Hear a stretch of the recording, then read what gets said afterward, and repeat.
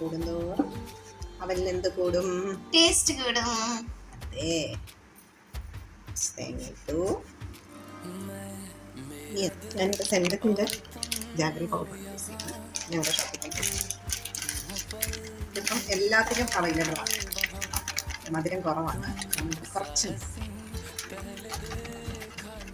Okay, ഇനി അടുത്ത പരിപാടി നമ്മുടെ കൈ കൊണ്ട് അങ്ങോട്ട് കുഴയ്ക്കുക എന്നുള്ളതാണ്.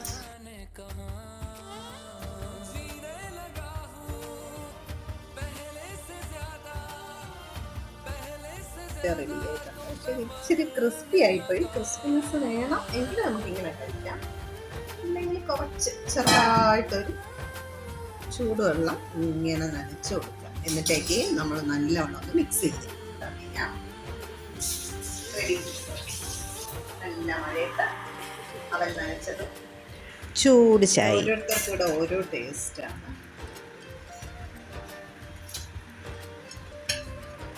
അത് ഞാൻ എനിക്ക് കഴിക്കാനാണ് എടുക്കുന്നത്.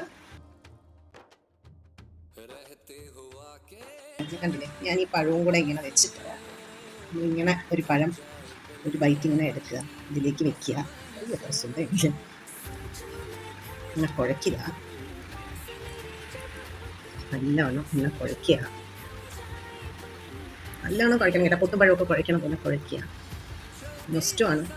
പണ്ട് വൈകുന്നേരങ്ങളിൽ വലിയ താലയിൽ വാപ്പിച്ചി ഇങ്ങനെ പഴവും മാവിലുമായിട്ട് ഇങ്ങനെ വിരലി ഇങ്ങനെ ഉണ്ടയാക്കി ഉരുളയാക്കി.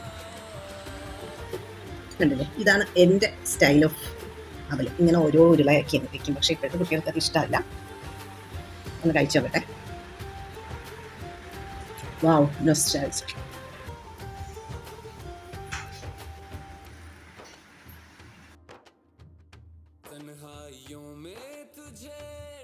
അപ്പോൾ ഇന്നത്തെ മഴ ചൂട് ചായക്കൊപ്പം അവലും കൂട്ടി ആസ്വദിക്കാം.